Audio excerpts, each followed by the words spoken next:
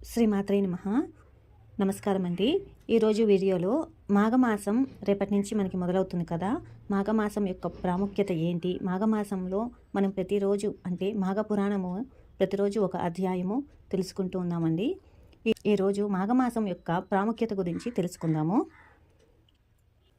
పౌర్ణమి రోజున చంద్రుడు మాఘ నక్షత్ర రాశి వద్ద లేదా దానికి దగ్గరగా ఉండే నెల మాఘమాసంగా లెక్కించబడుతుంది.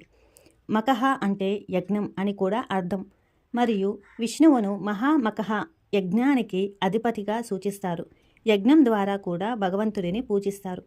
అర్థం: మాఘం అనేది సంస్కృత పదం మా ప్లస్ అగ్నం.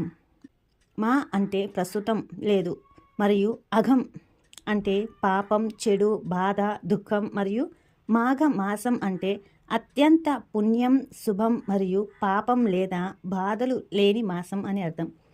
మాఘమాసాన్ని పరిపాలించే మరియు పూజించబడే ప్రధాన దేవత మాధవ అనే పేరుతో ఉన్న శ్రీ మహావిష్ణువు.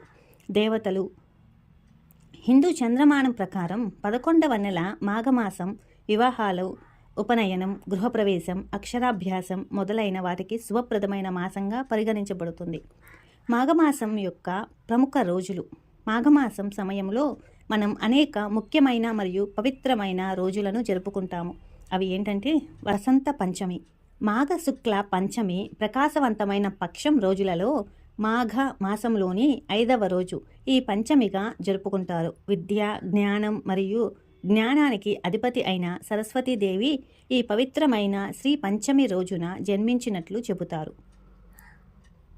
మాఘ సప్తమి, మహాసప్తమి అని కూడా పిలువబడే రథసప్తమి సూర్య భగవానుడు శ్రీ సూర్యనారాయణకు అంకితం చేయబడిన చాలా ప్రసిద్ధ హిందూ పండుగ. ఇది మాఘమాసంలోని 7వ రోజు సప్తమి శుక్లపక్షంలో సంభవిస్తుంది.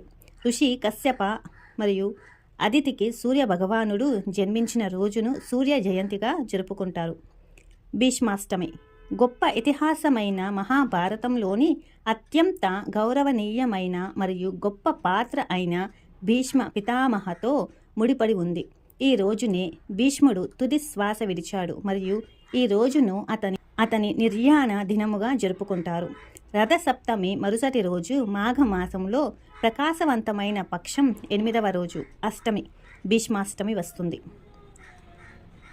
మాఘ పౌర్ణమి, మాఘమాసంలో పౌర్ణమి రోజును మహామాఘిగా జరుపుకుంటారు. ఈ రోజు మాఘ స్నాన వ్రతం ముగింపును సూచిస్తుంది. ఈ రోజున చేసే ఏదైనా దైవిక ఆరాధన, ప్రార్థన, దాతృత్వం లేదా ఆచారాలు గణనీయమైన ఫలితాలను ఇస్తాయని చెప్పబడింది. మహామాఘి రోజున బ్రాహ్మణునికి తిలపత్ర దానం ఇవ్వాలి. ఈ రోజున సముద్ర స్నానం చేయడం చాలా పుణ్యంగా భావిస్తారు. మహాశివరాత్రి, మాఘమాసంలో చతుర్దశి తిథితో కలిసి వచ్చే చీకటి పక్షం కృష్ణపక్షం 13 లేదా 14వ రోజున శివునికి అంకితం చేయబడిన పండుగ. ఈ మహాశివరాత్రి రోజున శివుడిని ఆరాధించడం అత్యంత పుణ్యం మరియు పాపాలను పోగొట్టేదిగా పరిగణించబడుతుంది. మహాశివరాత్రి పర్వదినాన అన్ని పవిత్ర శివక్షేత్రాలలో ప్రత్యేక ఉత్సవాలు జరుగుతాయి. ఇవండి మాఘమాసంలో వచ్చే ప్రముఖ రోజులు. మీకు ఈ వీడియో నచ్చితే లైక్ చేయండి. మన ఛానల్ని కొత్తగా చూస్తున్న వాళ్ళు ఎవరైనా ఉంటే సబ్స్క్రైబ్ చేసుకోండి. శ్రీమాత్రే నమః. సర్వం శ్రీ లలితార్పణమస్తు. రేపటి నుంచి మాఘ పురాణము రోజుకో ఒక అధ్యాయం చొప్పున తెలుసుకుందామండి. శ్రీమాత్రే నమః.